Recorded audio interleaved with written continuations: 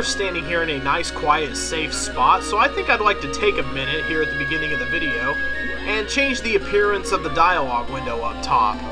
To do that, you go down here to this little thing that says window edit up at the top.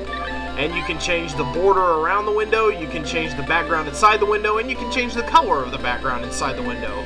First, I'm going to choose the background with right and left on the D-pad. I like this one right here, the thick diagonal lines. You can see the text really well against it. It's really nice. And now up and down changes the border.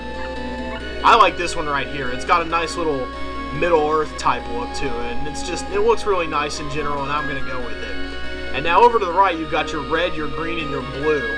And to change the amount of red, green, or blue, you hold the button next to the corresponding color. I want to change it to green, so I'm going to hold down the Y button and press right on the D-pad until I get the general shade that I want. Those aren't the lines that I want, though. I must have changed it somehow. I like about that level of darkness right there. And there they are. There's those thick lines. And now you press the B button to set it. And it should look different now. There we go. That's what I like to see. So now, having done that, let's move on. And where are we now? I sense werewolves coming. Hello, there they are. We got to keep those guys out of our face because they will hurt us. They will launch a constant assault against us. And they are not nice. The girl seems to be pretty ineffectual, actually. Thanks a lot, baby. Oh, healing each other, are you? But now I can get them in a nice little tight corner. Or so I thought I could. I generally don't like to face them head-on like this. I like to be able to get a diagonal jump on them. There we go. But no treasure left behind. That's pretty cheap of them. Now it's pretty safe to go on around the way here. And this switch appears to do nothing at first. But if we go down here, and we are told what the switch does, then all of a sudden that'll activate it, as if we don't all know to stand on switches by now. Huh? Huh? I love all the huh in this game. They seem to be kind of under a spell, so there's only one person here that's really worth talking to right now. There we go. Well, he's worth talking to because he told us all to step on the platform at the same time. But we'll check that out in a second. Who I'm really interested in over here is Nico. I got caught. But here we want to buy a bunch of, well, first we can save our game, I guess. Save our game. Yes, we're in the witch's castle. Excellent, great. Now we want to buy stuff from him.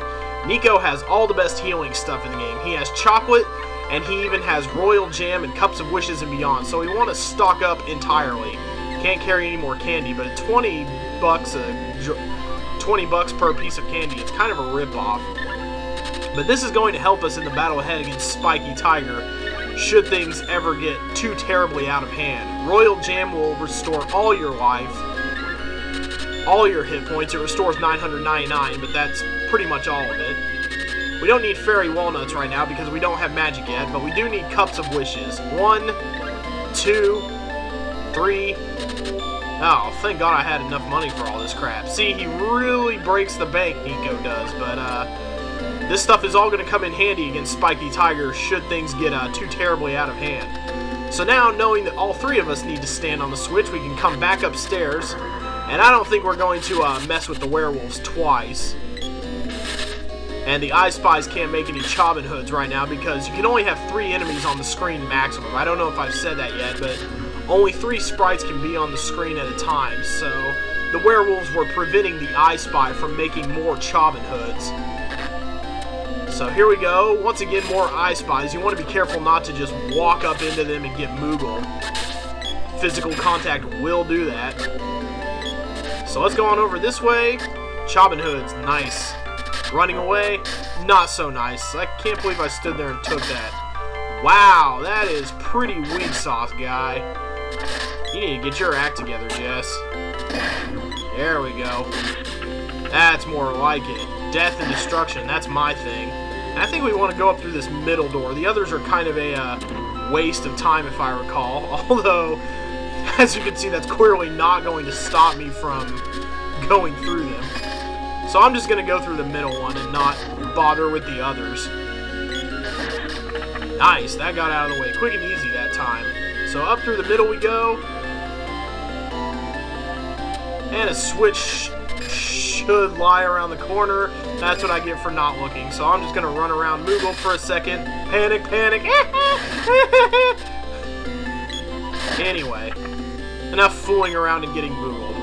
Let's move the wall out of the way, and this should open up the second part of the castle. The music's going to change. It's going to get a little cooler, but that means we are closer to Spiky Tiger at that point. So let's fend off these polter chairs. Excellent. Oh! Nice little whacking going on there. But chairs aren't enough to stop us, Eleni. Ooh! Kind of a minx for somebody who stays all wrapped up in cloaks and stuff. Hey, Diluc. I don't like where this is going one bit. Boing, boing! Oh, that's not that far away. But it's about to get a lot worse. Diluc got lucky. He doesn't have to fight Spiky Tiger, but that's who we're stuck with. Spiky Tiger, one of the most hated bosses in Secret of Mana, faux show. I love this version of this song, by the way. It's on the soundtrack called as like, the title is something like Did You See the Sea? Or Did You See the Ocean in some cases. But, here it comes. Here comes the fight with Spiky Tiger. Generally considered one of the most difficult in the whole game, but we're all armored up and we have full healing items, so it shouldn't be too much of a problem, although I didn't really stop to heal. The sprite's unconscious, but I'm not terribly concerned about him. Now, I'm unconscious. That's a bad thing. I'm going to switch control to the girl, who is awake. Now back to the guy. Now, what I like to do here, even though my boomerang and my bow aren't terribly powerful, they are still ranged weapons that can hit him up here. So, let's see, which one's more powerful? The bow is more powerful by a smidge, so I'm going to take it. Oh, he came down off the platform fairly quickly. That is excellent. And I do want to use a candy on the sprite. It is important to keep your people alive during this fight. There we go. It didn't look like it was getting used, but it did. It went through. He's got his 80 hit points. And I want to use a candy on the girl now. As you can see, you do need a lot of healing items. And I need to switch over and get one used on myself, speaking of. Down to 2 candies already. You see how fast you're going to go through these things. That's why we buy it now. Okay, and now I'm not awake either. The sprite is the only person that's awake. That is absolutely wonderful. But I'm back in control now, so power transfers over to me. Okay, everybody's awake, so things are going pretty well for the moment. I do like that he's staying on the ground level, though. That's kind of unusual, actually. Sophie gets a heal. Another water dropless heal, I guess. Okay, everybody's doing fine, right? Fine. Boy, the girl is just getting the shit eaten out of her. That's what she said. Waka waka. She needs healing, though, and now it's time to move in on our chocolates.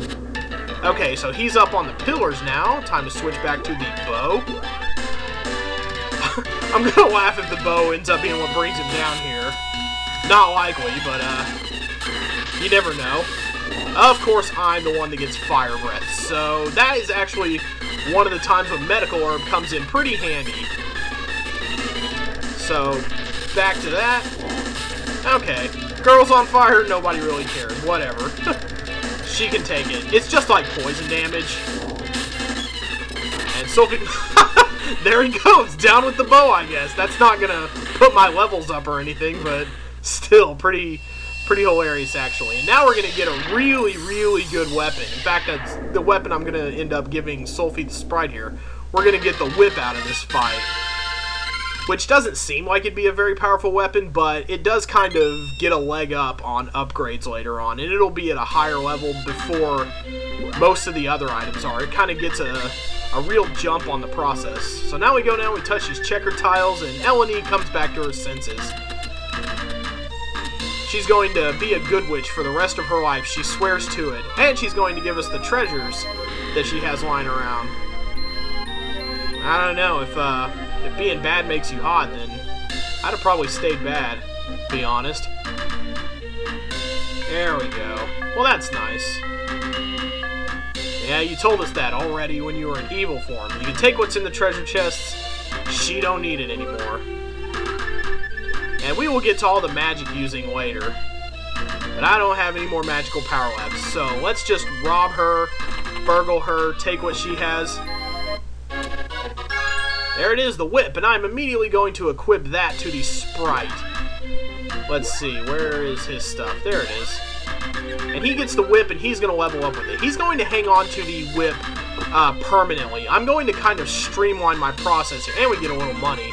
We got quite a bit of money for being Spiky Tiger. And now we can actually go back, and Nico will still be in the jail cell. And we can go back and visit him and replenish our supply of healing items if we so choose. But we are not going to do that. We are instead going to go out of the castle, and I'm going to take some time to get the whip up to speed on the sprite. As I said, I'm going to streamline my grinding process a little. I'm going to keep these weapons on these people. The boy is permanently going to have the sword, the girl is going to have the spear, and the sprite is going to work with the whip. The whip is good for the sprite because he's not good at melee battles or close range combat, and this will allow him to, oh wait, kind of psychic feeling, mushy-gushy stuff going on here real quick. Come immediately to the water palace. I think we can swing that. Now what's the matter? Always something with that crabby bitch. Yippee! I'm right behind you guys. So now I guess we have to go to the water palace, so let's get on around. But like I say, the whip is good for the sprite because he's not very good at close-range physical combat, and that will allow him to keep his distance and still do good damage. And plus, it'll help us in terms of getting across chasms and stuff. Like right up here, not this screen in particular, but coming up, there's going to be a shortcut that's going to get us to the water palace much faster. And unlike last time with going to the water palace, I'm actually going to take the shortcut this time because it's worth showing you and worth showing off just in general. You think you're going to get an arrow off on me? I don't think so, Cracker. Come here. So now we make our way back through the haunted forest. That Spiky Tiger fight wasn't so bad. As you can see, you just have to have all the necessary healing items. Give a visit to Nico, and make sure you have all the right armor on everybody, and it's not a terrible fight. It is a little overhyped, in my opinion. It's not as hard as everyone says it is. But it was a little difficult because we don't have magic. We're going to get magic soon, and then our battles are just going to be a piece of cake. Now here's the whip shortcut you can take right here. The sprite holding the whip is going to be super useful because it's going to be his job to get us across chasms that have pulls on them. When the camera shifts like that and you're standing at a whipping post, you just push Y. No, Y brings up the menu. What the hell am I talking about? You just push the attack button to go across the chasm, and all of you will jump over. Easy peasy, lemon squeezy. And see, that whip is not doing some bad damage there. It actually did about, I think it said 44 points of damage. Maybe I'm just seeing things. It probably just said 14. But this is the shortcut to the water palace right here. You can only use it once you have the whip, and boom, you're right there where the troops came to go into the haunted forest earlier. So here we are, already at the water palace. But I think we're going to stop here for today. And next time we will see what Luca wants up in the Great Palace. The Water Palace. Great Palace comes way later. No, wait, that's an entirely different game. That's Zelda 2. I'll see you guys. I apparently need to mentally recover, so later.